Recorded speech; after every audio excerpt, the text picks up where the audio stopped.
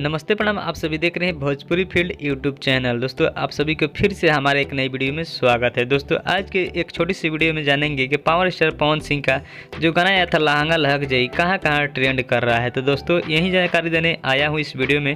तो दोस्तों आप सभी से रिक्वेस्ट है कि इस वीडियो को लास्ट तक जरूर देखिएगा। तो दोस्तों चलिए वीडियो स्टार्ट कर लेते हैं।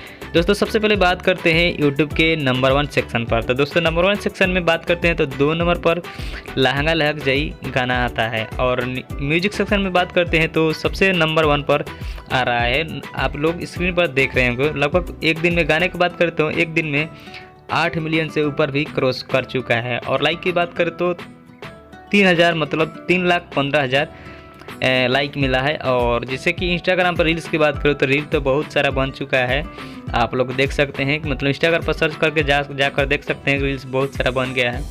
और अभी भी गाना मतलब ज़बरदस्त गाना है और गाने को आप लोग ढेर सारा प्यार दे रहे हैं। मान सकते हैं कि एक दिन में 8 मिलियन मतलब गाना तो ट्रेंड कर रहा है।